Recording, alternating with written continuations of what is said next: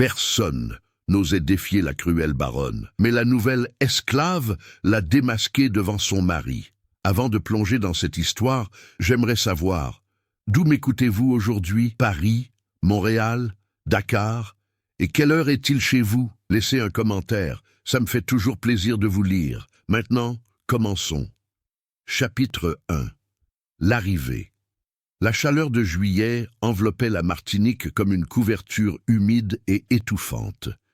Le soleil tropical martelait impitoyablement les champs de canne à sucre qui s'étendaient à perte de vue, transformant l'air en une brume ondulante.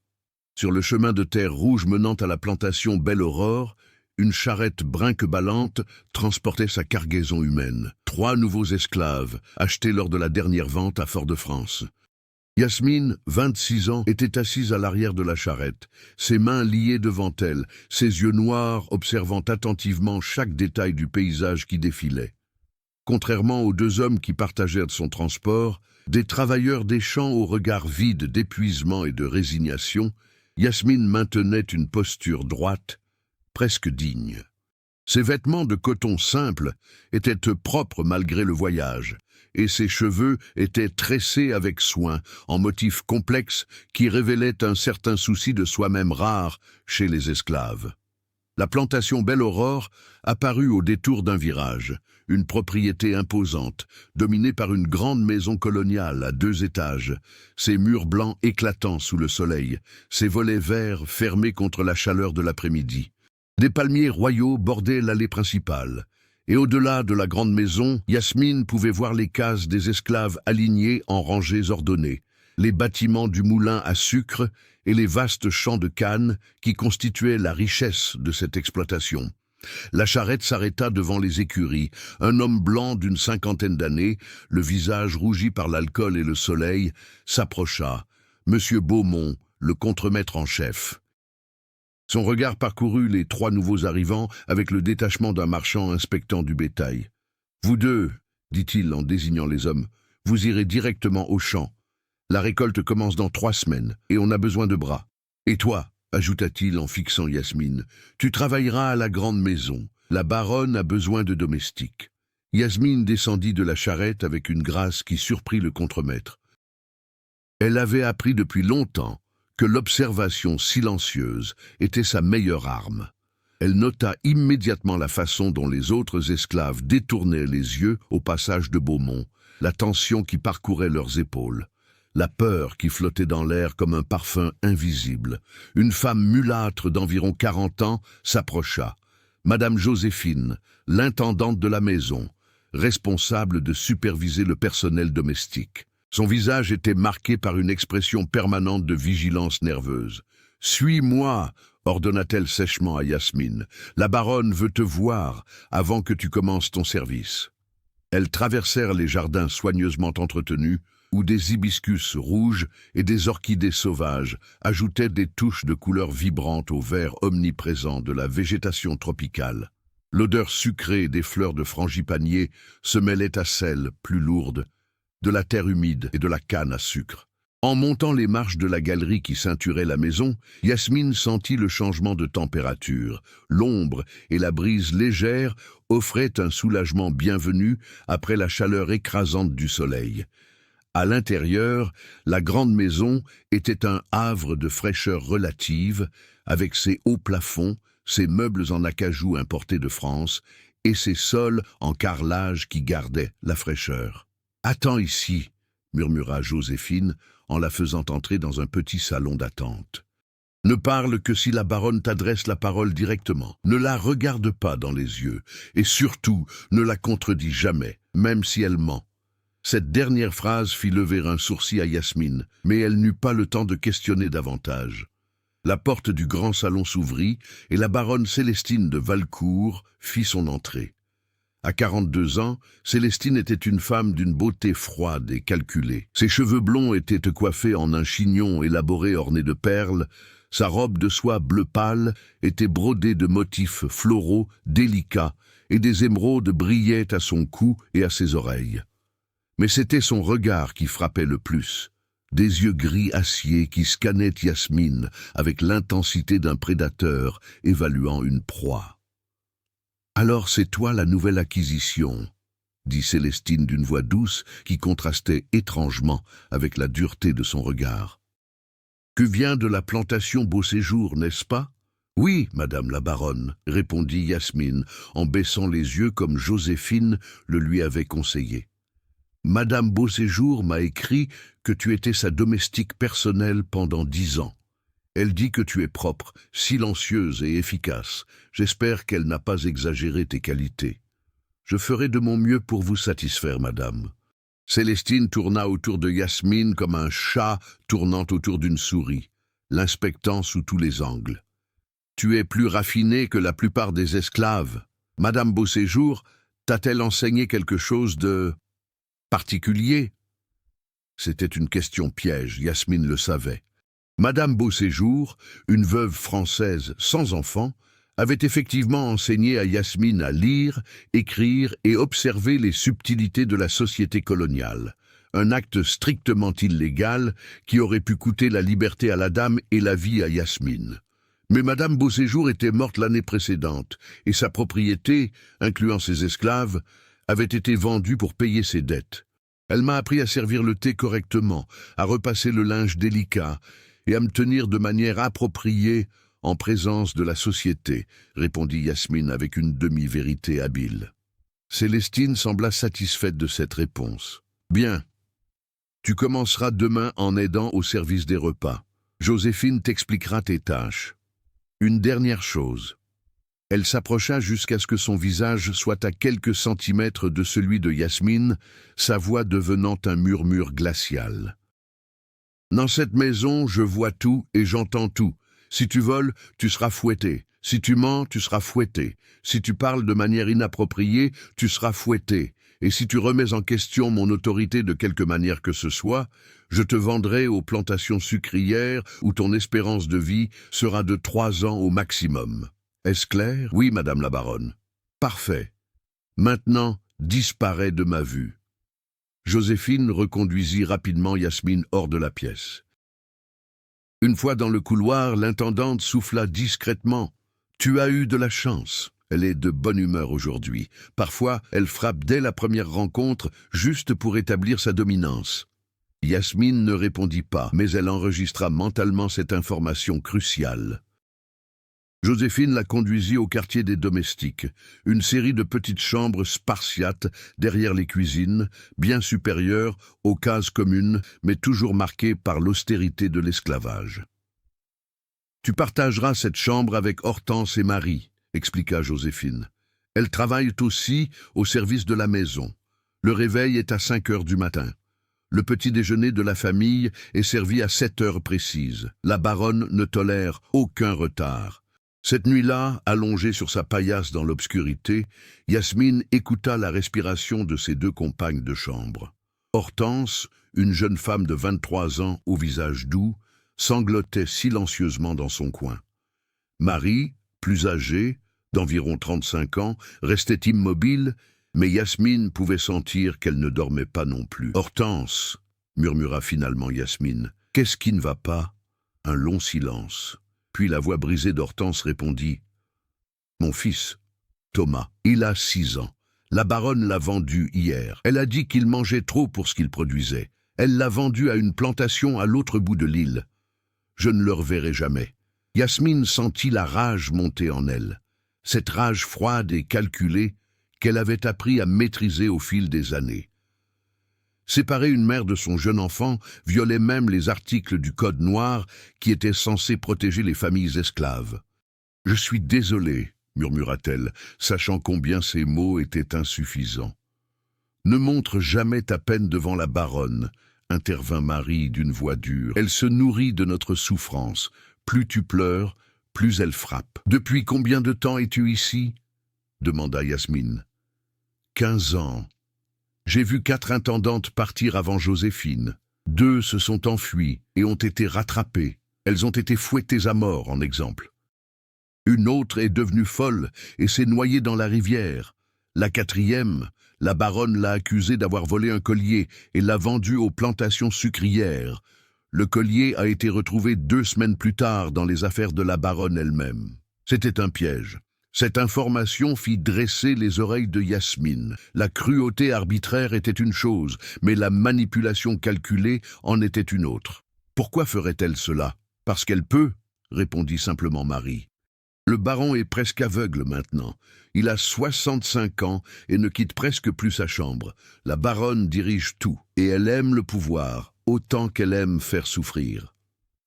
Le lendemain matin, Yasmine découvrit la vérité de ses paroles. À 6 heures, alors qu'elle aidait à préparer le petit déjeuner dans les cuisines spacieuses où régnait une chaleur infernale, un cri retentit depuis la cour. Tout le personnel domestique se figea. Joséphine pâlit, visiblement. « Qu'est-ce que c'est ?» demanda Yasmine. « La baronne a trouvé une raison de punir quelqu'un, murmura une des cuisinières, une femme âgée nommée Tantine Claire. Ça arrive au moins 1 fois par semaine. » Yasmine se glissa discrètement vers la fenêtre et regarda dehors. Dans la cour, près du puits, la baronne Célestine se tenait dans sa robe de chambre en soie, ses cheveux encore défaits, mais son visage déjà animé par une colère théâtrale. Devant elle, Hortense, la jeune mère qui pleurait encore son fils vendu, était à genoux, tremblante. Entre les mains de la baronne brillait un collier de perles délicates. « Tu oses nier ?» hurla Célestine d'une voix qui portait dans toute la propriété. « J'ai trouvé ce collier sous ton matelas. Tu as osé voler dans ma chambre. »« Non, madame, je le jure !» sanglotait Hortense. « Je n'ai jamais... Je ne saurais même pas comment entrer dans votre chambre. Menteuse !» Célestine fit signe à Beaumont, le contremaître, qui attendait avec un fouet à plusieurs lanières le terrible chat à 9 queues. « 20 coups !» ordonna la baronne avec un sourire qui glaça le sang de Yasmine. « Pour le vol et pour avoir osé me mentir en face. » Yasmine observa attentivement la scène, et c'est alors qu'elle remarqua quelque chose que personne d'autre ne semblait voir. Les perles du collier étaient encore humides, comme si elles avaient été récemment manipulées, et sur la main droite de la baronne, il y avait une trace de poussière rouge, exactement la même poussière qui couvrait le sol des quartiers des esclaves. C'était un piège. La baronne avait elle-même placé le collier sous le matelas d'Hortense, probablement moins d'1 heure auparavant, juste pour avoir une excuse de punir quelqu'un. Les coups de fouet retentirent, accompagnés des cris de douleur d'Hortense. Yasmine ferma les yeux, mais ne détourna pas la tête. Elle comptait mentalement chaque coup, gravant dans sa mémoire chaque détail de cette injustice. Quand ce fut terminé, Hortense fut traînée inconsciente vers l'infirmerie improvisée. La baronne retourna dans la maison en fredonnant joyeusement, comme si elle venait de terminer une activité plaisante. Dans les cuisines, le travail reprit dans un silence tendu. Personne ne parlait, personne ne commentait. C'était la routine de la terreur. Mais Yasmine, elle, avait pris une décision. Elle avait passé 10 ans à apprendre à observer, à comprendre les mécanismes du pouvoir, à lire entre les lignes des conversations aristocratiques.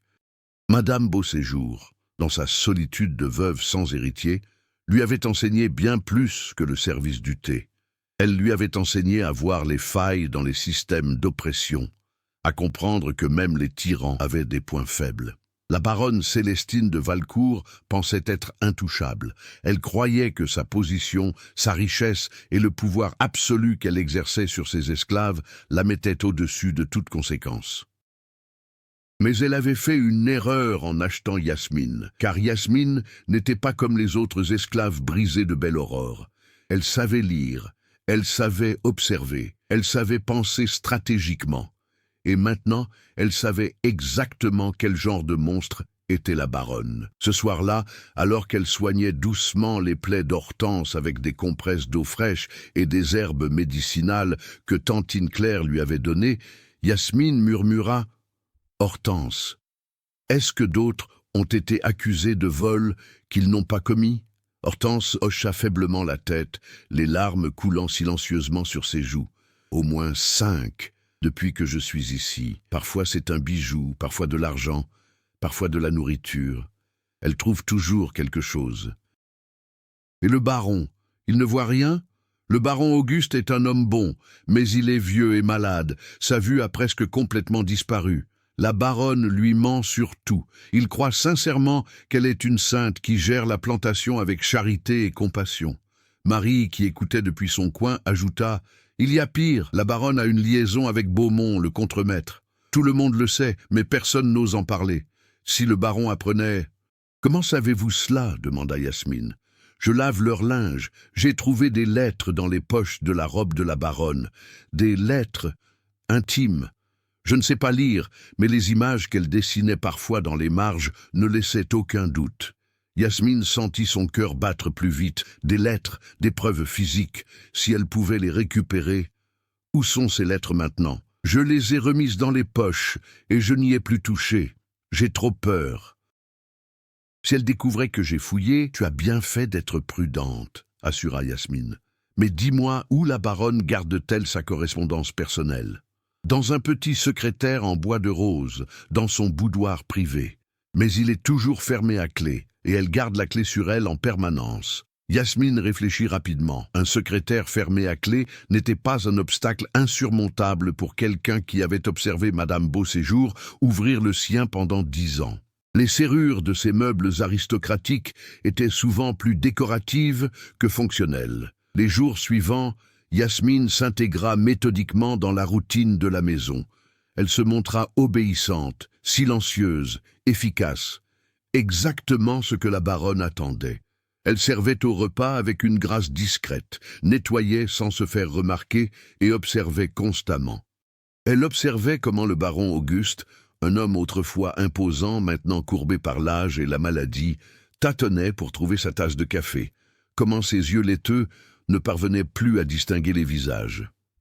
Elle observait comment Célestine lui parlait avec une douceur feinte, lui mentant ouvertement sur l'état de la plantation, sur le traitement des esclaves, sur les finances. Elle observait aussi Beaumont, le contremaître brutal, dont les yeux suivaient la baronne avec un mélange de désir et de calcul cupide. Elle remarqua les regards échangés, les effleurements discrets, quand il pensait que personne ne regardait. Et surtout, elle observait les patterns de la baronne. Célestine se levait tard, vers 9 heures. Elle passait l'après-midi dans son boudoir, lisant ou écrivant de la correspondance. Le soir, après le dîner, elle se retirait tôt, laissant le baron seul dans son bureau. C'était pendant ces heures d'après-dîner que le boudoir restait vide. 10 jours après son arrivée, Yasmine trouva son opportunité. Le baron avait demandé à ce qu'on lui lise le journal de Fort-de-France, une tâche habituellement accomplie par un secrétaire qui venait 2 fois par semaine. Ce soir-là, le secrétaire était malade. La baronne, agacée d'être dérangée, ordonna à Joséphine de trouver quelqu'un capable de lire. Joséphine paniqua. La plupart des esclaves ne savaient pas lire, et ceux qui le pouvaient étaient aux champs. Dans un moment de désespoir, elle se tourna vers Yasmine. « Tu peux lire » murmura-t-elle avec espoir. Yasmine hésita. Révéler cette compétence était dangereux, mais c'était aussi une opportunité. « Madame Beauséjour m'a appris quelques mots », mentit-elle partiellement. « Je peux essayer. » 5 minutes plus tard, elle se tenait dans le bureau du baron, le journal entre les mains. Auguste de Valcourt, assis dans son grand fauteuil en cuir, tourna son visage dans sa direction, ses yeux laiteux ne distinguant qu'une silhouette floue. « Commence par les nouvelles de la métropole », ordonna-t-il d'une voix fatiguée, mais encore autoritaire. Yasmine commença à lire, et ce qui commença comme une tâche fonctionnelle devint rapidement quelque chose de plus significatif. Le baron l'interrompit plusieurs fois pour commenter, révélant une intelligence aiguë et une conscience politique que sa femme avait clairement sous-estimée. « Cette histoire de philosophes qui débattent de l'abolition de l'esclavage, dit-il pensivement. Qu'en penses-tu » La question surprit Yasmine. Un maître demandant l'opinion d'une esclave sur sa propre servitude ? Je ne sais pas, monsieur le baron. Allons, tu sais lire, ce qui signifie que tu peux penser. Parle librement. Je t'en donne la permission. Yasmine choisit ses mots avec soin. Si les philosophes débattent, c'est qu'ils reconnaissent que la question mérite d'être posée. Cela suggère que même eux voient l'humanité dans ceux qu'ils tiennent enchaînés. Un long silence. Puis Auguste rit doucement. « Tu es intelligente, Trop intelligente pour ta propre sécurité, j'en ai peur. Ma femme, elle n'apprécie pas l'intelligence chez les esclaves. Fais attention. Oui, monsieur le baron. Comment te trouves-tu à Belle-Aurore, comparé à ta plantation précédente? Une autre question piège, mais d'une nature différente. Madame Beauséjour était gentille, répondit Yasmine prudemment. Mais elle est morte, et sa gentillesse avec elle. Maintenant je suis ici, et je m'adapte. Ma femme est-elle gentille avec toi? Yasmine entendit quelque chose dans sa voix. Un soupçon, peut-être. Un doute. Madame la baronne a des standards très élevés, mais elle est juste, mentit-elle, testant sa réaction. Auguste fronça les sourcils. Juste. Oui, elle me dit toujours qu'elle est juste. Continue la lecture. Yasmine termina sa tâche et fut renvoyée. Mais cet échange avait planté une graine dans son esprit.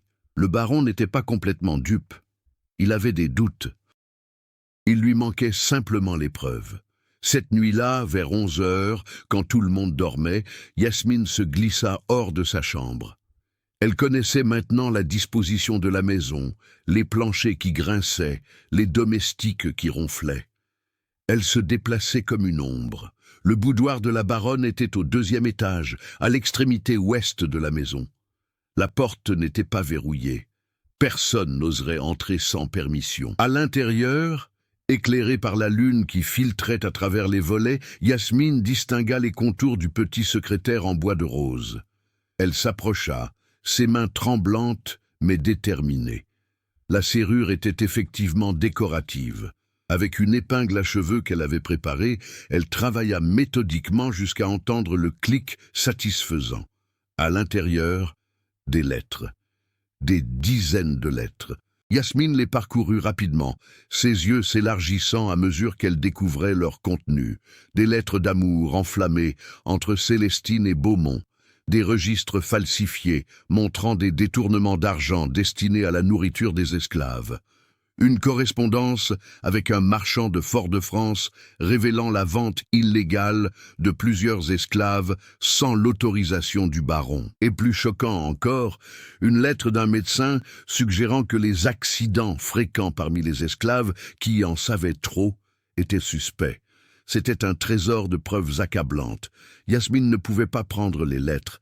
Leur absence serait immédiatement remarquée. Mais elle pouvait les mémoriser. Elle passa la prochaine heure à lire méthodiquement, gravant chaque détail dans sa mémoire entraînée. Quand elle retourna dans sa chambre, son cœur battait encore la chamade. Mais elle avait maintenant ce dont elle avait besoin, les armes pour détruire le monstre. Il ne restait plus qu'à trouver le moment parfait pour les utiliser. Ce moment viendrait plus tôt qu'elle ne le pensait. Chapitre 2. L'observation. Les semaines suivantes, Yasmine devint un fantôme invisible dans la grande maison de Belle-Aurore. Elle perfectionnait l'art de servir sans être vue, d'écouter sans être entendue, d'observer sans être remarquée. Chaque jour apportait de nouvelles découvertes sur la vraie nature de la baronne Célestine et l'étendue de sa corruption. La routine quotidienne de la plantation révélait des patterns clairs. Célestine se levait vers 9 heures, prenait un petit déjeuner léger servi par Joséphine personnellement, puis passait 2 heures dans son boudoir à s'occuper de sa correspondance, un euphémisme pour ses lettres secrètes à Beaumont et ses manipulations financières. À midi, elle inspectait la maison avec un œil critique, cherchant toujours une raison de punir quelqu'un.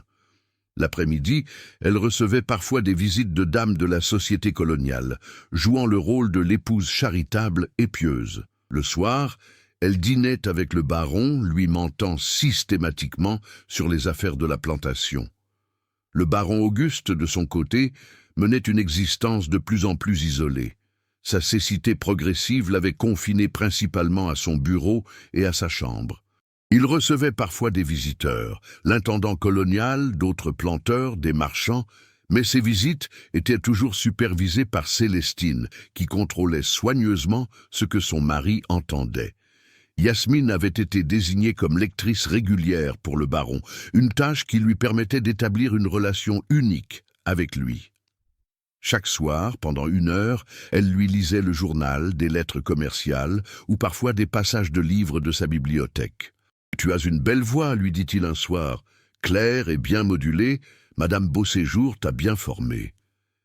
Elle était généreuse avec son temps et son enseignement, répondit Yasmine prudemment. J'ai connu des gens comme elle, poursuivit Auguste, des idéalistes qui croyaient que l'éducation pouvait transcender les barrières sociales. Ma femme pense qu'ils sont dangereux. Qu'en penses-tu ? Ces conversations devenaient de plus en plus philosophiques et Yasmine devait naviguer avec précaution entre la vérité et la sécurité. Je pense que la connaissance ne peut jamais vraiment être dangereuse, monsieur le baron. C'est l'ignorance qui permet à la cruauté de prospérer. Auguste resta silencieux un long moment. Tu as raison, et c'est précisément pourquoi ma femme préfère que les esclaves restent ignorants. Cette phrase confirma ce que Yasmine soupçonnait. Le baron avait des doutes croissants sur la gestion de Célestine, mais sans preuve concrète, il ne pouvait rien faire. Pendant ce temps, dans les quartiers des esclaves, Yasmine commençait à tisser des liens avec les autres. Hortense, remise de son châtiment injuste, mais psychologiquement brisée par la perte de son fils, s'accrochait à Yasmine comme à une bouée de sauvetage. Marie, initialement méfiante, commençait à faire confiance à la nouvelle venue, et Tantine Claire, la cuisinière en chef, qui avait survécu à 40 ans d'esclavage grâce à sa discrétion et sa sagesse, devint une alliée précieuse. « Tu observes beaucoup », remarqua Tantine Claire un matin, alors qu'elle préparait le pain. « Fais attention, les yeux qui voient trop deviennent des cibles. »« Je ne vois que ce que tout le monde voit », répondit Yasmine innocemment. « Non, petite. Tu vois ce que tout le monde voit, mais tu comprends ce que la plupart ignorent. C'est différent, et c'est dangereux. » Yasmine décida de faire confiance à la vieille femme. Tantine Claire, depuis combien de temps Beaumont et la baronne ? 3 ans, coupa Claire avant même qu'elle ne termine sa question. Ça a commencé peu après que la vue du baron ait commencé à décliner sérieusement. Au début, ils étaient discrets. Maintenant, ils se cachent à peine. Le baron ne sait pas? Comment le saurait-il? Il ne peut plus voir leurs regards, leurs touches furtives, et personne n'ose le lui dire. Le dernier esclave qui a laissé échapper quelque chose a été vendu le jour même aux plantations sucrières. La baronne a prétendu qu'il avait volé, mais nous savions tous la vérité. Qu'est-ce qu'il avait dit exactement? Claire baissa la voix encore plus. Il avait mentionné au baron, innocemment, qu'il avait vu Madame et Monsieur Beaumont parler intimement dans le jardin la nuit. C'est tout. Mais c'était assez. Yasmine enregistra cette information. La baronne était impitoyable dans la protection de ses secrets. Un incident majeur se produisit 3 semaines après l'arrivée de Yasmine. Une jeune esclave de 17 ans nommée Véronique, qui travaillait comme femme de chambre, fut accusée d'avoir brisé un vase en porcelaine de Chine de grande valeur. Le vase était effectivement en morceaux dans la chambre que Véronique venait de nettoyer. La baronne convoqua toute la maisonnée dans la cour. Véronique tremblait de terreur, jurant qu'elle n'avait pas touché le vase, qu'il était intact quand elle avait quitté la pièce. « Menteuse !» hurla Célestine. « Ce vase valait plus que ta vie entière. Tu vas être fouettée jusqu'à ce que tu admettes ta faute. » Mais Yasmine avait remarqué quelque chose. Elle avait servi le café à la baronne dans cette même chambre 1 heure avant que Véronique n'y entre pour le nettoyage. Le vase était alors sur sa table habituelle près de la fenêtre. Mais quand Véronique était entrée, Yasmine l'avait vu par hasard. Le vase avait été déplacé sur une étagère instable, pratiquement au bord, comme s'il avait été placé là délibérément pour tomber. C'était encore un piège. Sans réfléchir aux conséquences, Yasmine s'avança. « Madame la baronne, dit-elle d'une voix claire qui surprit tout le monde. Je demande pardon pour mon insolence, mais je dois témoigner. » Le silence qui suivit était absolu. Célestine se tourna lentement vers elle, ses yeux gris acier devenant glacial. « Tu oses m'interrompre? Je vous demande pardon, mais j'ai servi le café dans cette chambre avant que Véronique n'y entre. Le vase était sur la table près de la fenêtre, comme toujours. Quand Véronique est entrée, le vase était sur l'étagère. Quelqu'un l'a déplacé entre-temps. La baronne pâlit de rage, mais elle était piégée. Joséphine, qui était présente, hocha lentement la tête, confirmant que le vase avait effectivement toujours été sur la table, jamais sur l'étagère. « Tu suggères que j'aurais déplacé mon propre vase ?» siffla Célestine. « Je ne suggère rien, madame. Je témoigne simplement de ce que j'ai vu. » Un long moment tendu passa. La baronne savait qu'elle ne pouvait pas punir Yasmine sans soulever des questions. Si elle insistait pour fouetter Véronique malgré le témoignage contradictoire, même les autres domestiques commenceraient à voir le pattern de ces fausses accusations. « Véronique sera simplement plus attentive à l'avenir », dit finalement Célestine, d'une voix contrôlée mais vibrante de fureur contenue. « Disparaissez tous. » Cette nuit-là, Yasmine fut convoquée dans le bureau privé de la baronne. Son cœur battait rapidement, mais elle garda un visage calme. Célestine était assise derrière son bureau, un verre de rhum à la main, son visage un masque de rage froide. « Tu as fait quelque chose de très stupide aujourd'hui, » dit-elle d'une voix dangereusement calme. « Tu m'as embarrassé devant mes domestiques. Ce n'était pas mon intention, madame. Je témoignais simplement de la vérité. »« La vérité » ricana Célestine. « Tu crois que la vérité compte ici ? Je suis la vérité dans cette maison. Ce que je dis est la vérité. Comprends-tu cela ? » ?»« Oui, madame. » »« Je ne pense pas que tu comprennes, mais tu vas apprendre. » Elle se leva et s'approcha de Yasmine jusqu'à ce qu'elle soit face à face. « Je sais ce que tu es. Tu n'es pas comme les autres esclaves brisés et stupides de cette plantation. Tu penses, tu observes, tu calcules. Madame Beauséjour t'a rendue dangereuse en t'éduquant. » Yasmine sentit son sang se glacer. La baronne savait. « Mais voici ce que tu ne comprends pas, » poursuivit Célestine. « Peu importe combien tu es intelligente, combien tu observes, tu restes une esclave. Tu es ma propriété. Je peux te vendre, te fouetter, te tuer si je le veux. Ton intelligence ne te protège pas. Elle te rend simplement plus intéressante à briser. »« Je comprends, madame. »« Non, tu ne comprends pas encore, mais tu vas apprendre. Retourne à tes quartiers. Et souviens-toi, la prochaine fois que tu interviens pour témoigner de la vérité, je trouverai un moyen de te punir, que même ton intelligence ne pourra anticiper. » Yasmine fut renvoyée. Mais elle savait maintenant qu'elle était sous surveillance constante. La baronne l'avait identifiée comme une menace. Les jours suivants furent tendus. Célestine trouvait des raisons constantes de critiquer le travail de Yasmine. Le café était trop froid, le linge mal repassé, le service trop lent. Mais elle ne la punissait pas ouvertement, préférant cette guerre psychologique de pression constante. Puis vint une opportunité inattendue.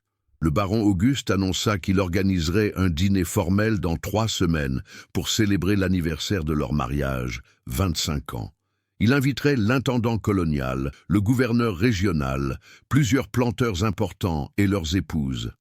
Ce serait l'événement social le plus important de l'année à Belle-Aurore. La baronne accepta avec un sourire forcé, mais Yasmine vit la contrariété dans ses yeux. Ce genre d'événement signifiait un examen minutieux de ses opérations, des questions potentielles sur la gestion de la plantation, des risques que quelqu'un remarque ses manipulations. La préparation du dîner devint une obsession.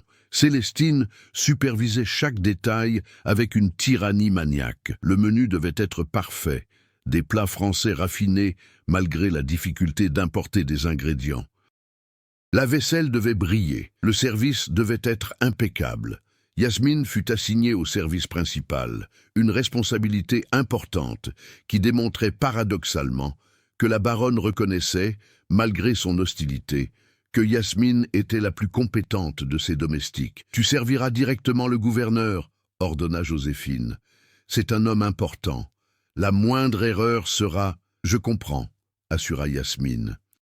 Pendant les 3 semaines de préparation, Yasmine observa la nervosité croissante de la baronne. Célestine vérifiait et revérifiait les registres financiers, s'assurant que ces falsifications étaient indétectables. Elle instruisait Beaumont de rester discret, d'éviter même de la regarder pendant le dîner. Elle répétait avec le baron ce qu'il devrait dire, contrôlant sa participation à la soirée comme un marionnettiste. C'était fascinant de voir comment le stress révélait la véritable nature de Célestine. Sous la pression, elle devenait encore plus cruelle, trouvant des raisons de fouetter 2 esclaves des champs pour des infractions mineures, juste pour soulager sa tension. Une semaine avant le dîner, Yasmine fit une découverte cruciale. Tard le soir, alors qu'elle nettoyait le bureau du baron après sa lecture quotidienne, elle entendit des voix étouffées venant du jardin. S'approchant discrètement de la fenêtre, elle vit Célestine et Beaumont dans une conversation animée près de la fontaine. « Tu dois être invisible pendant le dîner », sifflait Célestine. « Pas un regard, pas un mot de trop. »« Je sais comment me comporter, » répondit Beaumont avec une pointe d'irritation. « Mais qu'en est-il de l'argent? Tu m'as promis, tu auras ta part quand je vendrai la prochaine récolte sans que le baron le sache. Patience. J'en ai assez d'attendre. Combien de temps encore devrons-nous nous cacher? Pourquoi ne pas simplement... » « Simplement quoi? Le tuer ?» siffla Célestine. « Il a 65 ans et presque aveugle. La nature s'en chargera bientôt. Et quand il sera mort, j'hériterai de tout. Puis nous pourrons être ensemble, ouvertement. Et si quelqu'un découvre notre liaison avant? Personne ne découvrira rien parce que tout le monde a trop peur de moi, répondit Célestine avec une confiance arrogante. Yasmine enregistra chaque mot de cette conversation. C'était la confirmation qu'elle attendait. Non seulement la baronne volait et manipulait, mais elle attendait activement la mort de son mari pour tout hériter. Le soir du grand dîner arriva enfin. La grande maison de Belle-Aurore avait été transformée en un palais scintillant. Des chandelles par centaines illuminaient chaque pièce. La vaisselle en porcelaine de Limoges était disposée avec un soin méticuleux. L'argenterie brillait. Des arrangements floraux exotiques, orchidées sauvages, hibiscus rouges, fleurs de frangipanier, décoraient chaque table. Les invités commencèrent à arriver vers 19 heures. Le gouverneur régional, M. de Fontaine, un homme imposant de 50 ans, au visage sévère. L'intendant colonial, M. Dubois, différent du contremaître, un bureaucrate méticuleux. Plusieurs planteurs riches avec leurs épouses parées de bijoux. En tout, 24 invités de la plus haute société coloniale martiniquaise. Le baron Auguste, vêtu de son plus bel habit bien qu'il ne puisse voir son propre reflet, accueillait les invités avec une courtoisie naturelle. La baronne Célestine, resplendissante dans une robe en soie émeraude brodée de fils d'or, jouait parfaitement son rôle d'hôtesse charmante. Yasmine et les autres domestiques se déplaçaient silencieusement, servant le champagne importé, les canapés délicats, maintenant un service impeccable. « Madame de Valcourt, » disait l'épouse du gouverneur, « votre maison est magnifique. Et j'entends dire que vous gérez la plantation avec une efficacité remarquable. Vous êtes trop aimable, répondait Célestine avec une modestie feinte. Je fais simplement de mon mieux pour aider mon cher époux et traiter nos esclaves avec charité chrétienne. Yasmine, servant du vin à proximité, dut mobiliser toute sa volonté pour ne pas réagir à ce mensonge éhonté. Le dîner fut servi à 20 heures. 7 plats somptueux préparés par Tantine Claire et son équipe.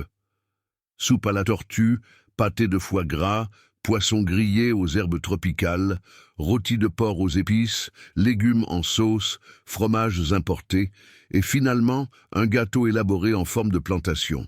Tout se déroulait parfaitement, trop parfaitement.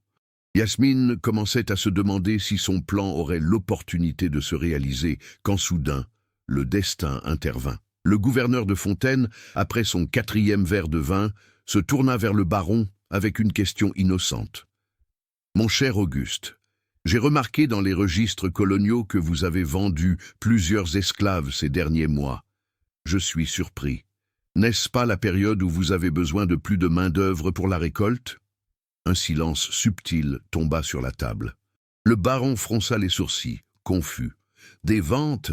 Je n'ai autorisé aucune vente récente. Célestine, de quoi parle-t-il » La baronne pâlit imperceptiblement, mais se ressaisit rapidement. « Oh, mon chéri, ce n'étaient que quelques esclaves improductifs. Je ne voulais pas t'ennuyer avec ces détails. »« Combien ?» insista Auguste, sa voix prenant une tonalité plus ferme. « Seulement 5 ou 6, mentit Célestine. « Les registres montrent 12 ventes. » monsieur le baron, intervint l'intendant colonial Dubois, consultant ses notes, pour un montant total de... Yasmine vit son moment. Elle se déplaçait justement pour remplir le verre du gouverneur. D'un mouvement parfaitement calculé pour sembler accidentel, elle laissa le plateau qu'elle portait glisser de ses mains. Il tomba avec un crash fracassant, attirant tous les regards. Mais ce qui tomba avec le plateau, ce n'était pas seulement des verres. C'étaient aussi plusieurs lettres soigneusement pliées que Yasmine avait empruntées du secrétaire de la baronne plus tôt dans la journée et cachées sous le plateau. Les lettres se dispersèrent sur le sol en marbre, s'ouvrant pour révéler leur contenu. Les invités les plus proches se penchèrent instinctivement pour aider à ramasser, et leurs yeux s'élargirent en lisant les mots passionnés. « Mon cher Beaumont », lut à voix haute sans réfléchir, l'épouse d'un planteur. « Nos nuits ensemble me manquent terriblement. » Elle s'interrompit, réalisant ce qu'elle venait de lire. Le temps sembla se figer. Tous les regards se tournèrent vers la baronne, dont le visage était devenu blanc comme un linge. « Qu'est-ce que... » commença le baron confus.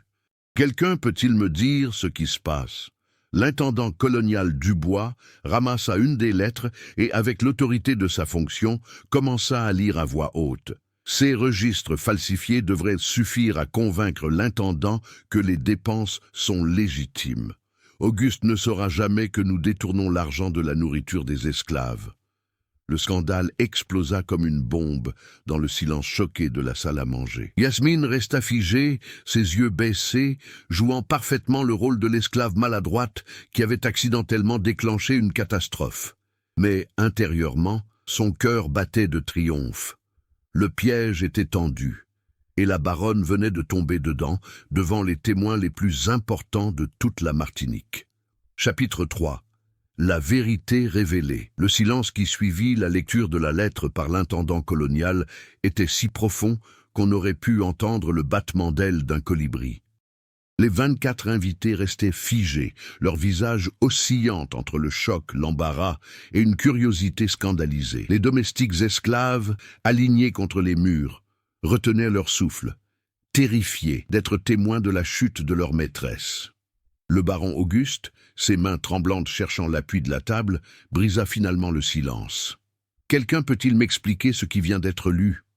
Sa voix, habituellement ferme malgré son âge, tremblait légèrement. Le gouverneur de Fontaine, un homme habitué aux scandales de la société coloniale, mais rarement de cette ampleur, se racla la gorge. « Auguste, je crois qu'il serait préférable de poursuivre cette conversation en privé. »« Non !» coupa le baron avec une autorité soudaine. « J'ai 65 ans. Je suis presque aveugle, mais je ne suis pas encore sénile. Si quelque chose se passe dans ma propre maison, je veux le savoir maintenant, devant témoins. » La baronne Célestine s'était levée, son visage passant du blanc à un rouge furieux. Elle pointa un doigt accusateur vers Yasmine. « Cette esclave, elle a volé mes lettres privées. C'est un complot pour me discréditer. » Mais l'intendant colonial Dubois ramassait méthodiquement les autres lettres éparpillées, son visage devenant de plus en plus sévère à mesure qu'il lisait. « Madame de Valcourt, dit-il d'une voix glaciale qui portait l'autorité de l'administration française, ces lettres contiennent des preuves de détournement de fonds, de falsification de registres et, il hésita, regardant le baron avec compassion, d'adultère avec votre contremaître. » Un murmure choqué parcourut l'assemblée. Plusieurs dames portèrent leurs mains à leur bouche. Les hommes échangèrent des regards gênés. Le baron Auguste sembla vieillir de 10 ans en un instant. Il tâtonna pour trouver sa chaise et s'y laissa tomber lourdement. « Beaumont, murmura-t-il, mon contremaître depuis 8 ans. »« Mon chéri, ce sont des mensonges, » protesta Célestine, sa voix prenant une tonalité désespérée. « Cet esclave a fabriqué ces lettres pour... »« Je sais lire votre écriture, Célestine, » l'interrompit l'intendant colonial avec une froideur professionnelle. « J'ai approuvé assez de documents signés de votre main pour reconnaître votre calligraphie. Ces lettres sont authentiques. » Yasmine, toujours à genoux, feignant de ramasser les débris de verre, observait la scène se dérouler avec une satisfaction contenue. Mais elle n'avait pas terminé. « Madame l'intendante, » dit-elle doucement à Joséphine, qui se tenait près d'elle, tremblante. Vous devriez peut-être dire la vérité maintenant. Vous êtes libre. » Joséphine la regarda avec des yeux écarquillés de terreur. Yasmine hocha la tête imperceptiblement, l'encourageant silencieusement. Pendant les semaines précédentes, Yasmine avait soigneusement cultivé la confiance de Joséphine, lui montrant qu'il y avait une vie possible au-delà de la peur. L'intendante mulâtre se redressa lentement, ses mains se tordant nerveusement. Puis, dans un moment de courage qui surprit tout le monde, y compris elle-même, elle s'avança. « Monsieur le baron, » dit-elle d'une voix tremblante mais claire, « il y a des choses que vous devez savoir, des choses que nous avons tous gardées secrètes par peur. »« Joséphine, tais-toi » siffla Célestine, « tu seras fouettée pour cette insolence. »« Non !» intervint le gouverneur de Fontaine, se levant de sa chaise avec toute l'autorité de sa position. « Cette femme a le droit de témoigner. Continuez, madame. » Encouragée par cette protection inattendue, Joséphine prit une profonde inspiration. « Madame la baronne a vendu 12 esclaves sans votre autorisation ces 6 derniers mois, monsieur le baron. Elle a gardé l'argent pour elle. Elle a aussi détourné les fonds destinés à la nourriture des esclaves. C'est pourquoi plusieurs sont morts de malnutrition cet hiver. Elle a accusé faussement au moins 7 esclaves de vol qu'ils n'avaient pas commis, juste pour avoir une excuse de les punir ou de les vendre. Les mots sortaient maintenant comme un torrent longtemps contenu. Le petit Thomas, le fils d'Hortense, n'a pas été vendu parce qu'il mangeait trop. Il a été vendu parce qu'il a accidentellement vu Madame Célestine et Monsieur Beaumont ensemble dans le jardin la nuit. Il n'avait que 6 ans. Il ne comprenait même pas ce qu'il avait vu. Mais Madame l'a vendu le lendemain pour être sûre qu'il ne parlerait jamais. Hortense, qui servait près du buffet, laissa échapper un sanglot étouffé. Plusieurs invités se tournèrent vers elle, voyant pour la première fois la douleur humaine derrière les visages impassibles de leurs serviteurs. « Et Mathieu ?» continua Joséphine, sa voix devenant plus forte. « L'esclave qui est tombé du toit il y a 2 mois, il n'est pas tombé. Il a été poussé par Beaumont après avoir menacé de révéler la liaison au baron. »« Mensonge !» hurla Célestine, sa composition s'effondrant complètement. « Ce sont tous des mensonges d'esclaves jaloux et vengeurs. » Mais Tantine Claire, la vieille cuisinière qui avait gardé le silence pendant 40 ans, s'avança à son tour. Sa présence commandait un respect particulier, même parmi les esclaves. Elle était considérée comme une sage, et plusieurs des invités blancs se souvenaient d'elle depuis leur enfance, quand elle avait cuisiné pour leur propre famille lors de visites. « Monsieur le baron, dit-elle d'une voix lente et grave, je ne mens jamais, vous le savez. J'ai cuisiné pour votre père avant vous. J'ai 63 ans, et je n'ai jamais menti à un de Valcourt. » Auguste hocha la tête, reconnaissant cette vérité. « Parle, Tantine Claire, tout ce que Joséphine dit est vrai. J'ai vu Madame la baronne cacher le collier sous le matelas d'Hortense avant de l'accuser de vol. J'ai vu Monsieur Beaumont et Madame ensemble dans les cuisines après minuit. J'ai entendu Madame dire à Beaumont qu'elle attendait votre mort pour hériter de tout et partir avec lui en France. » Le choc sur le visage du baron était insoutenable à regarder. C'était la trahison complète de la femme qu'il avait épousée 25 ans auparavant, révélée devant toute la société coloniale. « Mensonge, mensonge !» répétait Célestine, comme un mantra désespéré. Mais personne ne l'écoutait plus. L'intendant colonial Dubois feuilletait maintenant méthodiquement les autres lettres, découvrant l'étendue complète de la corruption. Il y a ici des correspondances avec des marchands de Fort-de-France détaillant les ventes illégales d'esclaves, des registres falsifiés, et... Il s'arrêta, son visage devenant encore plus sévère. Des lettres suggérant que vous avez empoisonné progressivement votre mari avec de petites doses d'arsenic dans son thé pour accélérer sa cécité et son affaiblissement. Un cri collectif d'horreur s'éleva de l'assemblée. Plusieurs dames se levèrent, choquées au-delà de toute expression. C'était une chose d'avoir une liaison, un scandale certes, mais pas inouï dans la société coloniale. Mais tenter d'empoisonner son propre mari, c'était un crime capital. Le baron Auguste porta une main tremblante à sa bouche, la réalisation le frappant comme un coup de massue. Sa cécité progressive, ses faiblesses inexpliquées, ses maux de tête constants, tout prenait soudain sens. C'est impossible, murmura-t-il. Tu n'aurais pas. Elle l'a fait, monsieur le baron, intervint Marie, une autre domestique qui trouvait maintenant le courage de parler. Je préparais votre thé chaque matin sur ses ordres. Elle ajoutait toujours quelque chose d'une petite fiole avant que je vous l'apporte. Quand j'ai demandé ce que c'était, elle a dit que c'était un tonique pour votre santé. Mais vos symptômes ont empiré, pas amélioré. Le gouverneur de Fontaine se leva, son visage grave. Auguste, en tant que représentant de Sa Majesté le roi de France dans cette région, je dois maintenant agir officiellement. Ces accusations sont d'une gravité extrême. Madame de Valcourt, vous êtes en état d'arrestation pour fraude, détournement de fonds coloniaux, adultère et tentative de meurtre. « Non !» hurla Célestine. « Vous ne pouvez pas croire les témoignages d'esclaves. Ce sont des mensonges orchestrés par cette Yasmine. Elle m'a piégé depuis le début. » Tous les regards se tournèrent vers Yasmine, toujours à genoux parmi les débris de verre et de porcelaine. Elle leva lentement les yeux, son visage calme et digne. « Je n'ai fait que révéler la vérité, madame la baronne, la vérité que vous aviez cachée derrière vos mensonges et votre cruauté pendant des années. Une esclave m'a détruite, sanglota Célestine, son masque de respectabilité complètement évanoui. Le baron Auguste demanda qu'on aide Yasmine à se lever.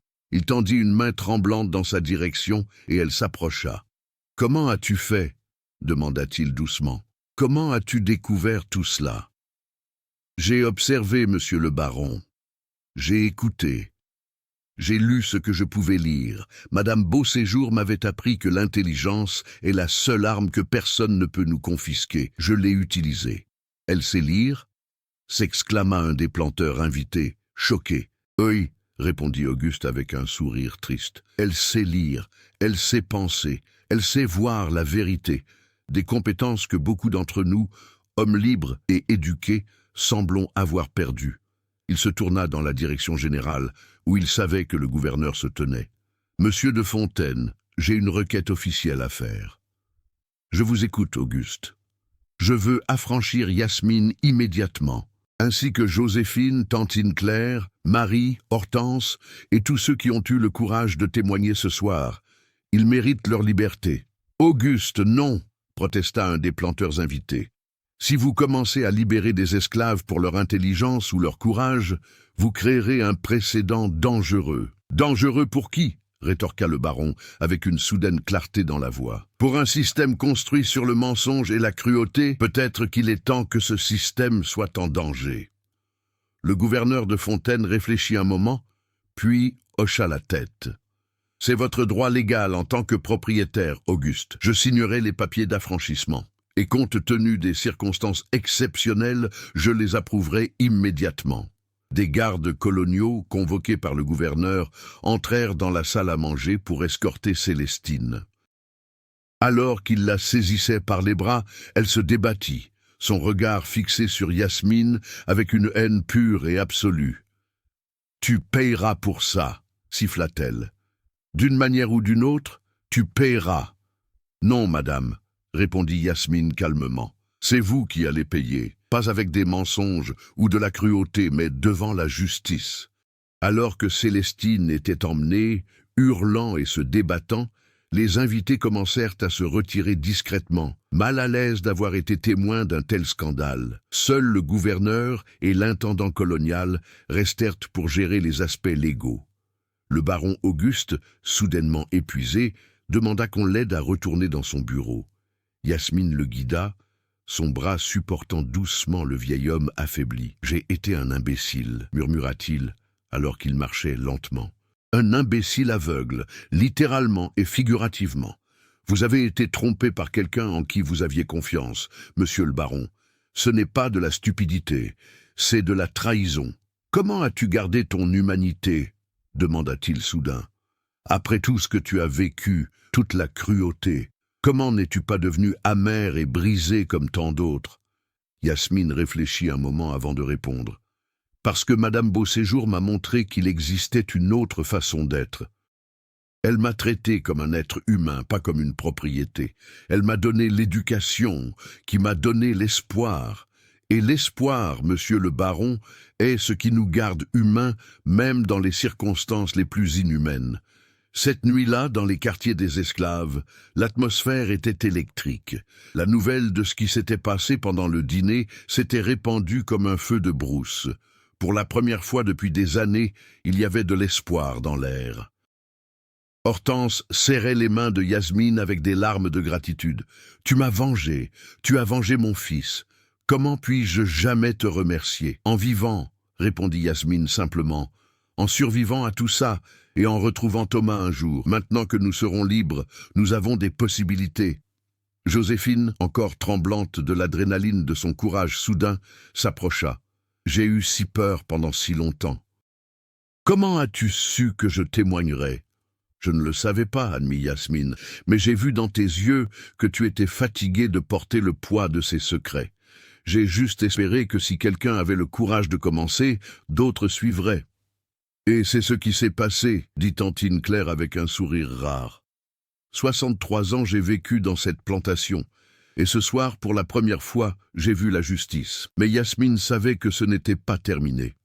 La baronne Célestine était arrêtée, oui, mais elle avait des alliés, de la famille en France, des connexions. Et Beaumont, le contremaître complice, était toujours en liberté quelque part sur la propriété. Comme si elle avait invoqué le danger par ses pensées, une silhouette apparut dans l'ombre près de l'entrée des quartiers. C'était Beaumont, son visage tordu par la rage et la peur. « Toi !» gronda-t-il en pointant Yasmine. « C'est toi qui as tout détruit. » Il avança vers elle, un couteau brillant dans sa main. Les autres femmes reculèrent avec des cris de terreur, mais Yasmine resta immobile, son esprit calculant rapidement. « Si vous me tuez, » dit-elle calmement, « vous ne ferez que confirmer votre culpabilité. Le gouverneur vous recherche déjà, ajouter le meurtre à vos crimes ne fera qu'accélérer votre exécution. Je vais mourir de toute façon, » hurla Beaumont. « Autant t'emmener avec moi !» Il se précipita vers elle, le couteau levé.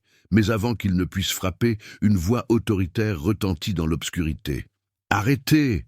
Des gardes coloniaux émergèrent de l'ombre. Le gouverneur avait eu la sagesse de poster une surveillance, anticipant exactement ce genre de réaction désespérée. Ils maîtrisèrent Beaumont rapidement, le désarmant et le traînant vers la prison improvisée où Célestine attendait déjà son jugement. Le gouverneur de Fontaine lui-même apparut, vérifiant que personne n'avait été blessé. « Vous allez bien, mademoiselle ?» demanda-t-il à Yasmine, utilisant un titre de respect qu'aucun blanc ne lui avait jamais accordé auparavant. « Oui, monsieur le gouverneur, merci. Votre courage ce soir a révélé une corruption qui s'étendait probablement au-delà de cette seule plantation. L'administration coloniale vous doit une dette de gratitude. » C'étaient des mots étranges à entendre pour une esclave, ou plutôt une esclave qui serait bientôt libre. Les jours suivants furent un tourbillon d'activités légales et administratives. Les papiers d'affranchissement furent préparés et signés. Yasmine, Joséphine, Tantine Claire, Marie, Hortense et 6 autres esclaves qui avaient témoigné reçurent officiellement leur liberté. Le procès de Célestine de Valcourt et de Beaumont fut rapide. Les preuves étaient accablantes, les témoins nombreux. Beaumont fut condamné à mort par pendaison. Célestine, en tant qu'aristocrate, échappa à la peine capitale, mais fut condamnée à la prison à vie en France métropolitaine, ses biens confisqués, son nom déshonoré. Quand Yasmine assista au départ du navire qui emmenait Célestine vers sa prison française, leurs regards se croisèrent une dernière fois. Dans les yeux de la baronne déchue, il n'y avait plus que de la haine et de l'amertume. Dans ceux de Yasmine, il y avait quelque chose de plus complexe, non pas de la joie, mais une satisfaction tranquille de savoir que la justice, même imparfaite, avait été rendue. Chapitre 4. Le nouveau commencement. Les semaines qui suivirent le scandale de Belle-Aurore transformèrent non seulement la vie de Yasmine et des autres affranchis, mais aussi l'ensemble de la plantation. Le baron Auguste, bien que profondément blessé par la trahison de sa femme, trouva dans cette crise une clarté d'esprit nouvelle. Il convoqua Yasmine dans son bureau une semaine après les événements. « Assieds-toi » lui dit-il, quelque chose qu'il n'avait jamais offert à un esclave auparavant. Yasmine prit place sur la chaise en face du bureau, ses mains croisées sur ses genoux, son dos droit malgré la liberté nouvelle qui était la sienne. Les papiers officiels d'affranchissement étaient dans sa poche, pliés soigneusement, son trésor le plus précieux. « J'ai besoin d'aide », admit Auguste avec une franchise désarmante. « Ma vue ne reviendra pas. Ma femme gérait la plantation depuis des années, et même si c'était avec corruption et cruauté, elle la gérait. Sans elle, je suis perdu. Vous avez des contremaîtres, des intendants, qui ont tous été complices, d'une manière ou d'une autre, de ces agissements, coupa-t-il. Soit par peur, soit par cupidité, je ne peux plus leur faire confiance. Mais toi, tu as démontré une intégrité et une intelligence exceptionnelles. Je voudrais que tu m'aides à reconstruire ce que Célestine a détruit. » Yasmine le regarda avec surprise. « Monsieur le baron, je suis maintenant libre. Je pourrais partir, aller à Fort-de-France, commencer une nouvelle vie loin d'ici. Tu le pourrais ?» acquiesça Auguste. « Et je ne te retiendrai pas. Mais je te demande de rester, non pas comme esclave, mais comme conseillère, intendante. Je te paierai un salaire juste.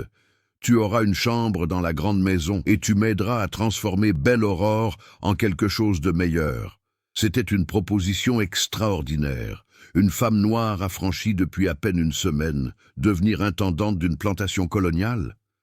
C'était presque sans précédent. « Les autres planteurs vous critiqueront, » avertit Yasmine.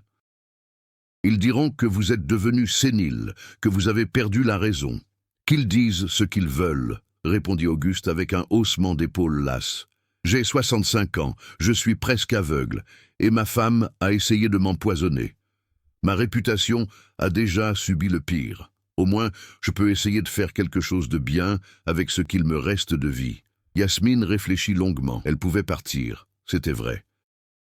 Mais qu'y avait-il pour elle à Fort-de-France? Sans argent, sans connexion, sans expérience en dehors du service domestique, elle serait libre, certes, mais vulnérable et seule. Ici, à Belle Aurore, elle avait une opportunité unique. Non seulement de sécuriser son propre avenir, mais aussi d'améliorer la vie de dizaines d'esclaves qui restaient sur la plantation. « D'accord, » dit-elle finalement, « mais à certaines conditions. » Auguste sourit, le premier vrai sourire qu'elle lui voyait depuis le scandale. « Je m'attendais à rien de moins. Quelles conditions? Premièrement, les punitions physiques doivent être considérablement réduites, seulement pour les infractions graves et justifiées, et jamais de manière excessive ou sadique. Accepté. Deuxièmement, les familles esclaves ne doivent plus être séparées. Les ventes, si elles doivent avoir lieu, doivent respecter les liens familiaux. Accepté. Bien que je préférerais éviter les ventes autant que possible. Troisièmement, amélioration de la nourriture et des conditions de vie dans les quartiers des esclaves. Des gens bien nourris et en bonne santé travaillent mieux et vivent plus longtemps. C'est dans votre intérêt économique autant que moral. Également accepté, continue. Et finalement, Yasmine hésita, sachant que c'était la demande la plus audacieuse. Je voudrais avoir l'autorisation d'enseigner à lire aux esclaves qui le souhaitent, pas ouvertement, pas en violation directe de la loi coloniale, mais discrètement, pendant leur temps libre. Auguste fronça les sourcils. C'était effectivement la demande la plus problématique. L'éducation des esclaves était strictement illégale, considérée comme une menace directe contre l'ordre colonial. Si l'administration coloniale découvre, ils ne découvriront rien si nous sommes prudents, assura Yasmine. Et vous avez dit vous-même que l'intelligence ne devrait pas être une menace. C'est l'ignorance qui permet à la cruauté de prospérer. Auguste se souvint avoir dit ces mots exacts lors d'une de leurs premières conversations. Il sourit à nouveau. « Tu utilises mes propres paroles contre moi. Très bien, mais avec une extrême prudence. Si cela crée des problèmes, je prends l'entière responsabilité, » promit Yasmine. Ainsi commença une transformation remarquable de Belle Aurore. Yasmine assuma ses nouvelles responsabilités avec une efficacité qui surprit même le baron. Elle révisa tous les registres, découvrant l'étendue complète des détournements de Célestine. Elle réorganisa l'approvisionnement en nourriture, négociant directement avec les marchands de Fort-de-France. Elle établit de nouvelles règles pour les punitions, exigeant que toute accusation soit vérifiée avant qu'un châtiment ne soit administré. Les autres planteurs de la région observaient avec un mélange de curiosité, de dédain et, chez certains, d'envie secrète. Parce que malgré leurs prédictions de catastrophes, Belle-Aurore prospérait. La productivité augmentait. Les accidents et maladies parmi les esclaves diminuaient drastiquement. Et le baron Auguste, malgré sa cécité, semblait avoir retrouvé une raison de vivre. Joséphine, maintenant également libre, choisit de rester comme assistante de Yasmine. Ensemble, elles formaient un duo administratif efficace. Tantine Claire continuait à régner sur les cuisines, mais avec de meilleurs ingrédients et plus de budget. Marie devint responsable du personnel domestique. Hortense, avec l'aide financière discrète du baron Auguste, entreprit des démarches pour retrouver son fils, Thomas. Cela prit des mois de recherche, de lettres, de négociations, mais finalement, elle apprit qu'il travaillait dans une plantation de l'autre côté de l'île. Avec l'argent économisé de son nouveau salaire, car tous les affranchis qui restaient à Belle-Aurore étaient maintenant payés, elle put acheter sa liberté. La réunion de Hortense et Thomas, après 8 mois de séparation, fit pleurer même les plus endurcis de la plantation, et secrètement, prudemment, Yasmine commença ses leçons. Elle ne pouvait pas faire de grandes annonces ou créer une école formelle, ce serait trop dangereux. Au lieu de cela, elle travaillait discrètement avec quelques personnes à la fois. Le dimanche, officiellement jour de repos, elle se réunissait avec 4 ou 5 esclaves dans un coin isolé de la propriété, près de la rivière, où le bruit de l'eau couvrait leur voix. Elle commençait toujours par les bases, l'alphabet, les sons simples, la formation de mots. Certains apprenaient rapidement, d'autres plus lentement. Mais tous partageaient la même soif de connaissance, la même compréhension que l'éducation était une forme de liberté, même pour ceux qui restaient légalement enchaînés. Un jeune homme nommé Étienne, esclave au champ de 19 ans, montra un talent particulier. En 3 mois, il lisait déjà des phrases complètes. Yasmine lui prêtait discrètement des livres de la bibliothèque du baron, qui fermait désormais les yeux sur ses emprunts. « Comment as-tu appris si vite ?» lui demanda-t-elle un jour. « Parce que chaque mot que j'apprends me dit que je suis humain, » répondit Étienne avec une intensité tranquille. « Madame Yasmine, quand je lis, je ne suis plus un esclave dans ma tête. Je suis un homme qui pense. » Ces mots touchèrent profondément Yasmine. C'était exactement ce qu'elle avait espéré accomplir, non pas une éducation pour le simple savoir, mais une éducation qui restaurait l'humanité volée. 3 mois après avoir assumé ses nouvelles responsabilités, Yasmine reçut une visite inattendue. Un homme d'une 40aine d'années, bien habillé, se présenta à Belle-Aurore demandant à la voir spécifiquement. C'était Monsieur Lefebvre, un avocat de Fort-de-France. « Mademoiselle Yasmine, dit-il avec un respect qui la surprit encore, je viens au nom de la succession de Madame Beauséjour. » Le nom de son ancienne maîtresse, morte 2 ans auparavant, fit sursauter Yasmine. Madame Beauséjour a laissé un testament que ses créanciers ont contesté, ce qui a retardé son exécution. Mais les tribunaux ont finalement tranché en faveur de ses dernières volontés. Elle vous a légué quelque chose.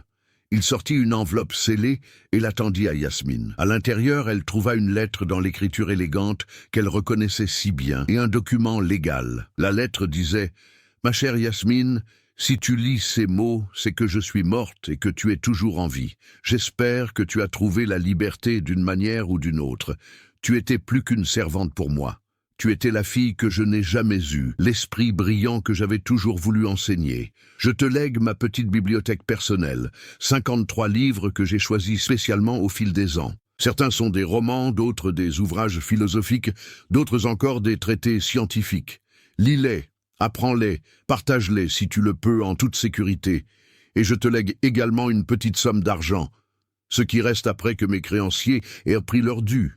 Ce n'est pas une fortune, mais c'est suffisant pour te donner des options, des choix. La liberté sans ressources n'est qu'une demi-liberté. Sois prudente, sois sage, mais ne laisse jamais ta prudence devenir de la peur. Le monde a besoin de personnes comme toi. Des personnes qui voient l'injustice et refusent de rester silencieuses. Avec toute mon affection, Madame Beauséjour. Yasmine dut s'asseoir, les larmes coulant librement sur son visage. C'était un cadeau du passé, un dernier acte de bonté d'une femme qui avait reconnu son humanité quand personne d'autre ne le faisait. Le montant d'argent était effectivement modeste, seulement 500 livres coloniales, mais pour Yasmine, c'était une somme presque inimaginable. Avec cet argent et son salaire d'intendante, elle avait maintenant une véritable sécurité financière. Les livres arrivèrent une semaine plus tard, soigneusement emballés dans des caisses. Yasmine passa toute une soirée à les déballer un par un, retrouvant des titres familiers qu'elle avait lus en secret des années auparavant, et en découvrant de nouveaux. Elle montra la collection au baron Auguste, lui lisant les titres. Candide de Voltaire, du contrat social de Rousseau, l'esprit des lois de Montesquieu, dit-elle. Madame Beauséjour aimait les philosophes des Lumières. Des livres dangereux, observa Auguste avec un sourire ironique. Des livres qui questionnent l'autorité, la tradition, l'ordre établi. Pas étonnant qu'elle t'ait plu, pas étonnant qu'elle m'ait éduqué, corrigea Yasmine. Cette collection devint la base d'une bibliothèque clandestine que Yasmine développa pour ses élèves secrets. Les dimanches après-midi près de la rivière devinrent de véritables séances d'apprentissage, où non seulement l'alphabétisation, mais aussi les idées philosophiques étaient partagées. Un jour, Étienne lui demanda « Madame Yasmine, si ces philosophes français croient que tous les hommes naissent libres et égaux, pourquoi nous gardent-ils en esclavage ?» C'était la question que Yasmine attendait, celle qui prouvait que l'éducation faisait exactement ce qu'elle était censée faire. Enseigner aux gens à penser de manière critique, à voir les contradictions, à questionner l'injustice. Parce que les idées et les actions sont deux choses différentes, répondit-elle. Les philosophes peuvent écrire de belles théories, mais les mettre en pratique nécessite du courage et des sacrifices que beaucoup ne sont pas prêts à faire. C'est plus facile de parler de liberté en théorie que de libérer réellement les esclaves qui produisent leur sucre et leur café. Alors leurs belles paroles ne signifient rien? Non, elles signifient quelque chose. Elles créent des fissures dans les fondations de l'injustice. Un jour, ces fissures deviendront des gouffres. Mais ce changement ne viendra pas de la générosité des oppresseurs. Il viendra de la lutte des opprimés armés de connaissances et de conscience. Ces conversations étaient dangereuses, révolutionnaires même. Mais Yasmine croyait qu'elles étaient nécessaires. L'alphabétisation sans conscience critique n'était qu'un outil. La conscience critique sans connaissance n'était que de la rage impuissante. Ensemble, elles formaient les bases d'une véritable libération. 6 mois après le scandale, Belle-Aurore était devenue une plantation très différente de ce qu'elle était sous Célestine. Ce n'était pas un paradis. L'esclavage restait l'esclavage, avec toutes ses horreurs intrinsèques. Mais c'était une amélioration mesurable, une preuve que même dans un système injuste, des individus pouvaient faire des choix qui réduisaient la souffrance. Les autres planteurs commençaient à remarquer. Quelques-uns, secrètement, envoyaient des émissaires pour demander conseil sur la gestion de Yasmine. D'autres la dénonçaient publiquement comme une menace contre l'ordre naturel des choses. Mais personne ne pouvait nier les résultats. Belle-Aurore était plus productive, plus stable, plus prospère qu'elle ne l'avait jamais été sous Célestine. Et au centre de tout cela, Yasmine maintenait un équilibre délicat. Elle était sévère quand nécessaire, compatissante quand possible, toujours stratégique, toujours consciente que son influence dépendait du soutien continu du baron Auguste. Le baron, de son côté, trouvait dans cette nouvelle dynamique une rédemption tardive. Il ne pouvait pas défaire le passé, ne pouvait pas rendre leur liberté à tous ses esclaves sans se ruiner économiquement et s'aliéner complètement de la société coloniale. Mais il pouvait améliorer leurs conditions, respecter leur humanité et préparer peut-être une transition progressive vers quelque chose de meilleur. Un soir, alors que Yasmine lui lisait le journal, Auguste l'interrompit soudainement. « Yasmine, si tu avais le pouvoir de changer les choses, que ferais-tu ?»« À quel niveau ?» demanda-t-elle prudemment. « À n'importe quel niveau, si tu étais reine, impératrice, que ferais-tu » Yasmine réfléchit soigneusement à sa réponse. J'abolirai l'esclavage immédiatement et complètement. Mais je sais que vous demandez quelque chose de plus réaliste, quelque chose de réalisable dans le monde tel qu'il est, pas tel qu'il devrait être. Exactement. Alors, je me concentrerai sur l'éducation, parce qu'un esclave éduqué est une contradiction dans les termes. Plus les gens apprennent, plus ils comprennent leur propre humanité, et plus il devient difficile de justifier leur servitude. L'éducation érode les fondations de l'oppression de l'intérieur. C'est exactement ce que tu fais ici, n'est-ce pas? Avec tes leçons secrètes du dimanche près de la rivière, Yasmine se figea. Il savait. Bien sûr qu'il savait. Commença-t-elle. Ne t'inquiète pas, je n'ai rien dit et je ne dirai rien, la rassura Auguste. Je suis peut-être aveugle, mais je ne suis pas sourd. J'entends les murmures, je perçois les changements, et je suis d'accord avec toi. L'éducation finira par détruire ce système. Peut-être pas de notre vivant, mais un jour. Cela ne vous dérange pas? Cela me terrifierait si j'étais un jeune homme avec des décennies devant moi pour défendre mes intérêts. Mais je suis vieux, Yasmine, et j'ai vu les horreurs que ce système produit.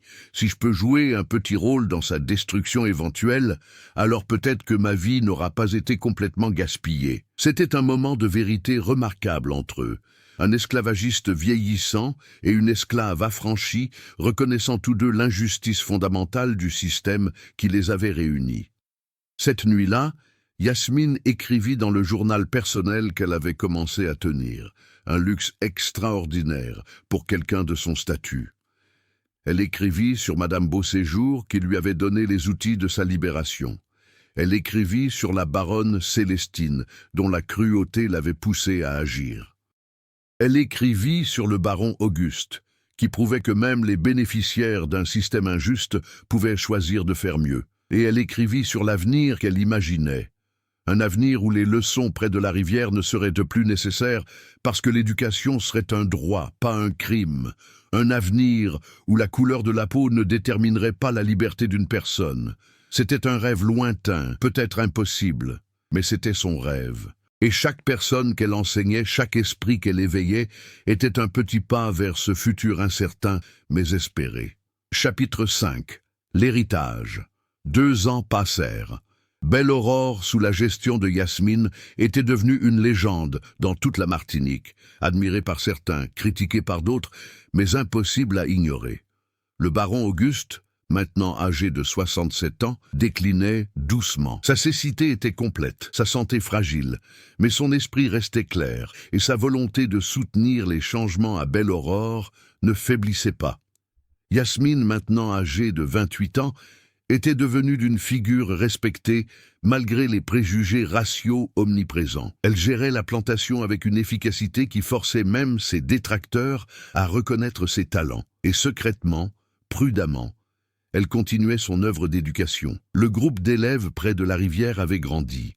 Maintenant, 15 personnes assistaient régulièrement aux leçons du dimanche. Étienne, le jeune homme doué, était devenu son assistant, aidant à enseigner les débutants pendant qu'elle travaillait avec les plus avancés. Certains de ses élèves pouvaient maintenant lire des textes complexes, comprendre des arguments philosophiques, même écrire leurs propres pensées.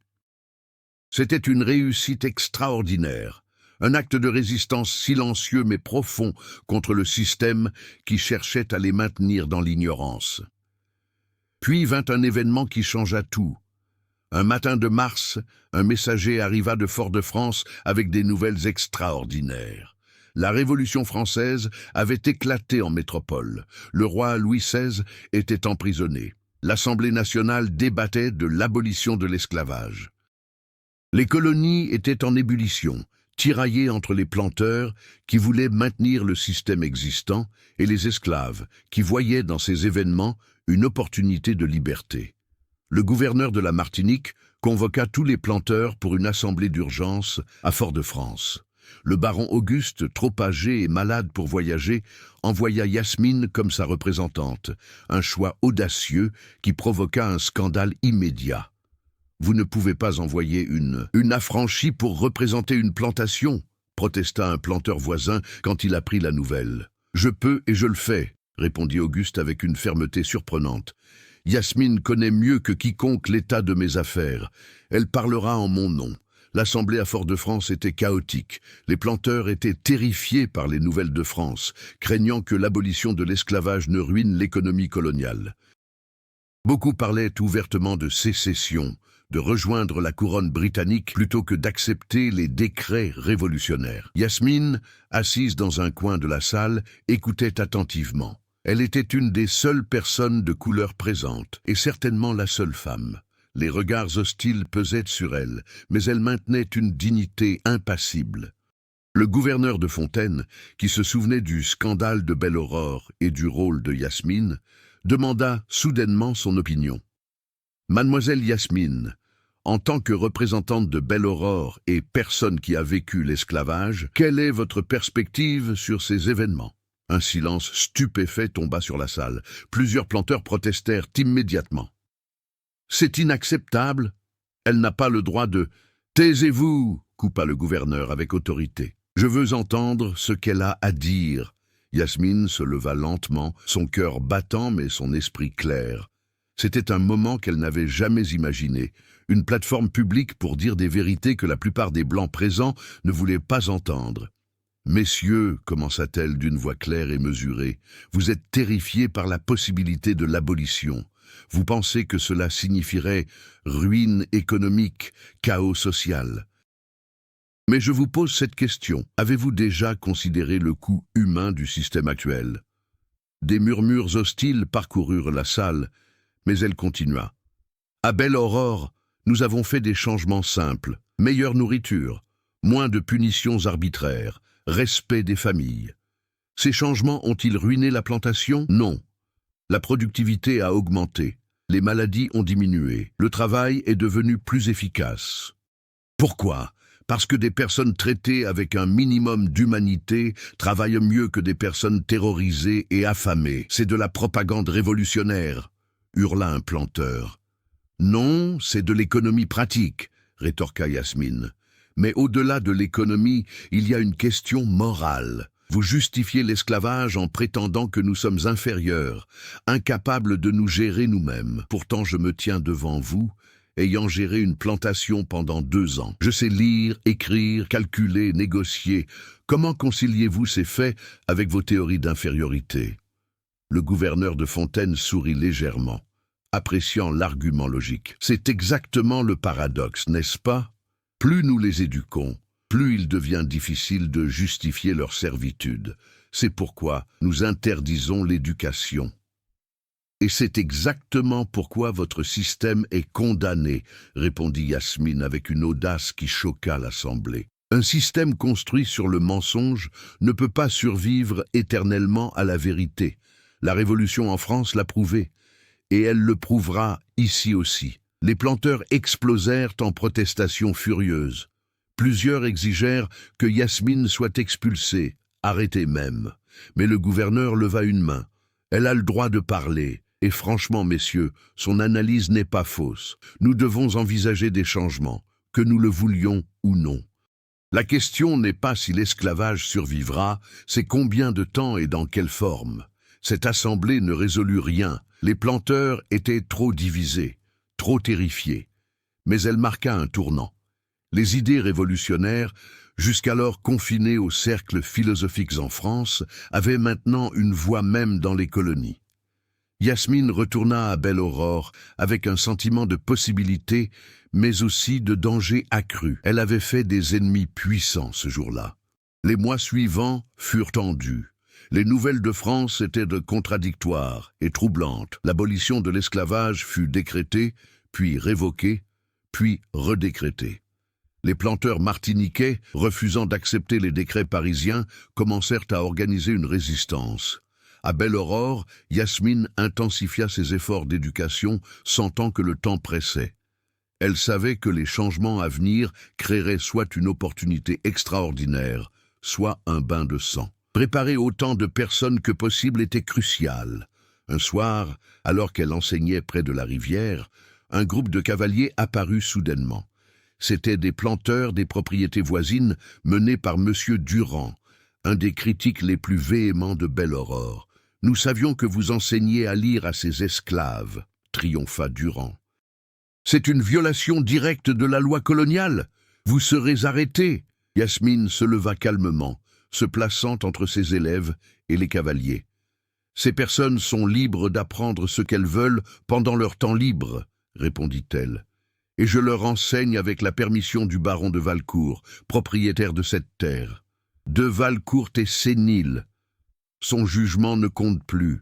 Mon jugement compte encore, dit une voix faible mais autoritaire. Le baron Auguste apparut, soutenu par Joséphine et 2 domestiques. Il s'était fait porter jusqu'ici, alerté par les cris. « Cette terre est la mienne !» poursuivit Auguste. « Ce qui s'y passe est mon affaire. Vous êtes en train d'empiéter sur ma propriété sans permission. Partez immédiatement. Vous protégez une criminelle. Je protège quelqu'un qui fait ce qui est moralement juste, même si c'est légalement discutable, corrigea Auguste. Il y a une différence.